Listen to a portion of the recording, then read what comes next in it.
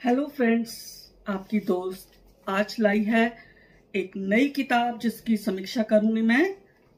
इसका नाम है नमिता सिंह मूंछों वाली। बहुत अजीब नाम लगा है आपको, क्योंकि मुझे भी बहुत अजीब लगा था। मुझे लगता है कोई लड़की इस नाम को शायद पसंद नहीं करेगी, मूंछों वाली, क्योंकि मूछे जो हैं ये पुरुषों के साथ जुड़ी है। इसके रचिता हैं डॉक्टर मधुकांत। जी हाँ, देखते हैं इस उपन्यास में क्या है। तो मैं आपको बता देती हूँ कि नमिता सिंह मूंछों वाली डॉक्टर मधुकांत जी जो रोहतक में रहते हैं, उन्होंने लिखी है। ये 2020 में ये पुस्तक छपी, हार्ड बाउंड में है। दिशा प्रकाशन दिल्ली से आई। मूल्य 300 रुपए मात्र, पृष्ठ 108। मैं परिचय दे देती हूँ डॉक्टर मधुकांत जी का। ये सांपला में जन्मे, अभी रोहतक निवासी है जैसा मैंने बताया। इन्होंने MA इकोनॉमिक्स BEd किया है। 5 उपन्यास, 12 कहानी संग्रह, 7 नाटक, 12 लघु कथा संग्रह, 10 काव्य, 20 किशोर साहित्य की पुस्तकें, 20 बाल साहित्य की पुस्तकें, यानी 86 मौलिक पुस्तकें इन्होंने रची हैं। और संपादित ग्रंथ मिला दिए जाएं तो 120 से अधिक पुस्तकें अब तक ये रच चुके हैं। हरियाणा साहित्य अकादमी द्वारा बाबू बाल मुकुंद गुप्त साहित्य सम्मान भी प्राप्त हुआ इन्हें, और अभी एक और भी पुरस्कार शायद इन्हें मिला है। और रक्तदान पर इन्होंने विशेष कार्य किया है। अभी पीछे मैंने इनकी एक उपन्यास था गूगल बॉय, उसकी समीक्षा की थी। वो किशोर उपन्यास था और यह स्त्री विमर्श से जुड़ा हुआ उपन्यास है। और अब मैं बता देती हूँ इसके बारे में और कि इन्होंने समर्पित किया है श्री श्री 1008 स्वामी कृष्णानंद परमहंस जी। यह कालिदास धाम आश्रम सांपला हरियाणा से संबंधित हैं। इनको इन्होंने समर्पित किया है। कहते हैं कि जिनकी असीम अनुकंपा से उपन्यास नमिता सिंह मूंछों वाली दिनांक 21/10/19 से 28/10/19 तक संपूर्ण सृजित हो गया। प्रणाम। मात्र इन्होंने 7-8 दिन में लिख दिया। बहुत अच्छी बात है। लेकिन मित्रों, उपन्यास लिखना आसान नहीं है। उसके लिए मंथन करना पड़ता है। मंथन यानी मंथन में तो कई वर्ष लग जाते हैं। जैसे मेरा उपन्यास 6 वर्षों के बाद आया, जो पहला उपन्यास 6 साल मंथन करने के बाद। हालांकि वह लघु उपन्यास बना है बोरला कुंदन का, लेकिन मंथन करने में बहुत बरस बीत जाते, तब जाके कोई पुस्तक सृजित होती है। लिखने में भले ही आपको 10 दिन लगे, 15 दिन लगे। तो अब मैं बताती हूं इस उपन्यास के विषय में कि यह स्त्री विमर्श का सशक्त उपन्यास है।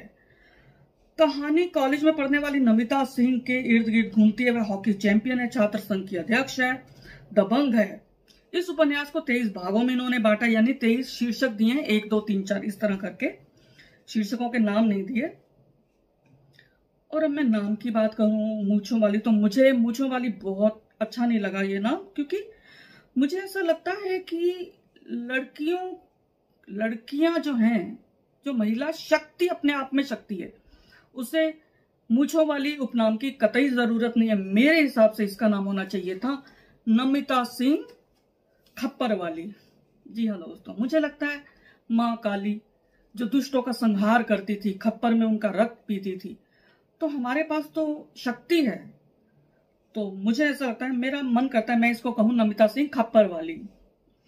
बाकी ठीक है, लेकिन मूंछों वाली उन्होंने नाम क्यों रखा, ये मधुकांत जी ने इसमें बता दिया है कि कॉलेज में एक नाटक हुआ था, उसमें ये गब्बर सिंह बनी थी नमिता सिंह, बड़ी बड़ी मूछें लगाकर। वो तब से प्रसिद्ध हो गई नमिता सिंह मूंछों वाली।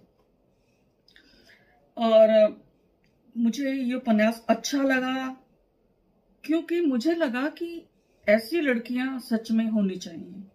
अभी भी स्त्रियों के साथ बहुत कुछ गलत होता है, बहुत अत्याचार होता है। लड़कियां चालाक भी हो गई हैं, चतुर भी हो गई हैं, लेकिन जहां तक मैं समझती हूं कि शोषित जो भी है, चाहे वो पुरुष है चाहे महिला है, उसे अपने शोषण को रोकना होगा। उसे अपने आप को इतना सशक्त करना होगा कोई उसे शोषित कर ही ना पाए। तो मैं इस उपन्यास के बारे में बात कर रही थी कि वह मशहूर हो जाती है अपनी दबंगई के चलते। वही मुख्य पात्र है नमिता सिंह, और इसमें कोई प्रेम का लफड़ा नहीं है, कोई प्रेम कथा नहीं है।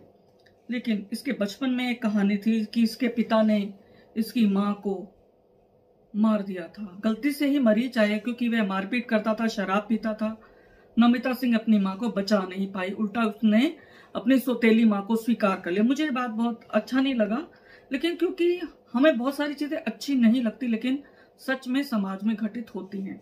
कोई लड़की बचपन में इतनी सशक्त नहीं हो सकती कि वह विरोध करे अपने पिता का।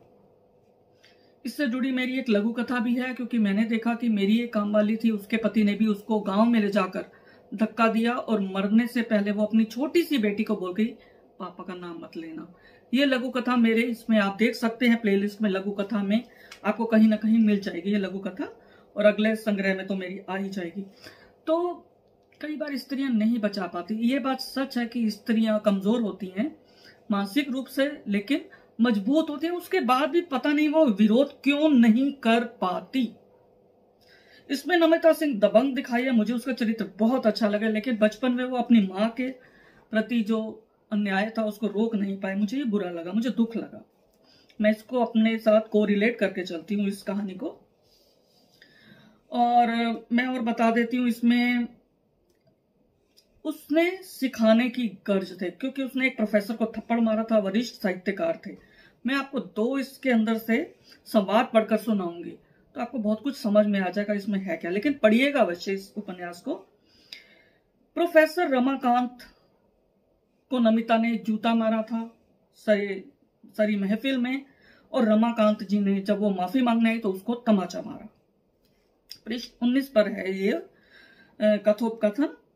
वे कहते हैं, नमिता, यह एक शिक्षक का तमाचा है जो मैंने तुम्हें नहीं, तुम्हारी अंधी सोच पर रसीद किया है।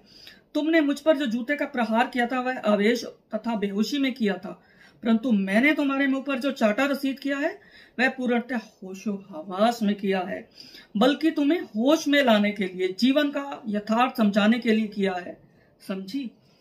और नमिता सिंह इसका बुरा नहीं मानते, क्योंकि युवावस्था में एक आवेश होता है। हम बिना सोचे समझे हम लोग उसके प्रति आक्रोशित हो जाते हैं और हमला कर बैठते हैं, बाद में हमें पछतावा होता है। और दूसरा कथोपकथन है पृष्ठ 108 पर, यह अंतिम पृष्ठ पर है। नमिता अपने धर्म भाई को कहती है, जब कोई मूढ़मति का व्यक्ति उद्दंडता पर उतर आए तो उसको थप्पड़ से ही सुधारा जा सकता है। हमको भी अपनी युवा शक्ति का उन्माद हो गया था, वह स्वीकार करती है। हमारा चिंतन समुद्र की उथली सतह पर तैर रहा था, गहराई को तो हमने छुआ ही नहीं। तो दोस्तों, ये 2 जो मुझे बड़े सशक्त लगे इसके, ये जो डायलॉग्स थे, ये कथोपकथन था, क्योंकि पूरा उपन्यास का सार इसमें आ जाता है। और ये दोनों जो संवाद हैं, सवाल भी हैं और जवाब भी, उपन्यास का सार भी और शिक्षा भी। और उपन्यास में नमिता सिंह की मां की, जो मैंने बताया, हत्या हुई थी और उसके पिता के हाथों। मुझे समझ नहीं आता नमिता सिंह ने क्यों माफ किया अपने पिता को, क्यों किया, नहीं करना चाहिए था। और उसके बाद जैसा मैंने बताया कि दुष्टों को आज भी जरूरत है सजा देने की।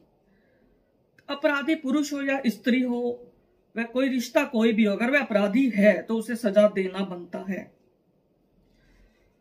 इसमें मुझे एक चीज और भी बड़ी अच्छी लगी, इसमें रक्तदान को प्रमोट किया गया, मुझे अच्छा लगा, क्योंकि आप जानते हैं मधुकांत जी रक्तदान बहुत करते रहते हैं और मुझे भी गर्व है। हालांकि मैं 2 बार गई रक्तदान करने, लेकिन डॉक्टरों ने होमोग्लोबिन कम है बताकर मुझे रवाना कर दिया वहां से। पर मुझे अपने पति पर गर्व है, क्योंकि वे बहुत बार रक्तदान कर चुके हैं और उनकी पूरी मित्र मंडली है, जहां भी जरूरत होती है वे सभी रक्तदान नियमित करते रहते हैं। मुझे अच्छा लगता है कि मेरे परिवार में रक्तदानी है। अच्छा, मुझे चैप्टर जो 19 है, मुझे वो थोड़ा सा अनावश्यक लगा, क्योंकि उसके अंदर मुझे लगा कि व्यंग है और नाटक उन्होंने बीच में सम्मिलित कर दिया जो कॉलेज में खेला जाता है। मुझे लगा उसकी ज्यादा जरूरत नहीं थी, उसको छुआ बर जा सकता था। अंत प्रभावशाली लगा, मुझे सीख देने वाला लगा। और चैप्टर जो 22 है उसमें उन्होंने, मुझे लगता है कि अनायास बहुत सारी लघु कथाओं का समावेश कर दिया। मुझे कुछ जमा नहीं, क्योंकि उपन्यास चल रहा था अपनी गति से। एक आधी लघु कथा होती तो चलो मैं मान लेती, खूब सारी लघु कथाएं, ऐसा लगा कि लघु कथाओं को प्रमोट कर रहे हैं मधुकांत जी, शायद किया भी होगा। हाँ, नमिता सिंह मुझे नाम अपने आप में सशक्त लगा। मुझे लगता है अगर ऐसे दबंग पात्र नहीं है तो मुझे लगता है इससे भी अधिक दबंग पात्र हमें गढ़ने होंगे, जो हम साहित्यकार हैं। जो ऐसे पात्र हमें गढ़ने होंगे जो अपनी मां पर हो रहे अत्याचार का बचपन से ही विरोध करे, किशोरावस्था से ही विरोध करे और मां की हत्या को रोक सकें। तो दोस्तों, जय खप्पर वाली नमिता सिंह की जय जयकार। मधुकांत जी, आपका बहुत बहुत धन्यवाद, आप इतने अच्छे उपन्यास लिखते हैं। तो दोस्तों, कैसा लगा आपको ये कार्यक्रम मुझे अवश्य बताएं, कमेंट बॉक्स में कमेंट करें और खूब सारे साहित्यकार बंधुओं को मेरे इस चैनल के साथ जोड़ें। धन्यवाद।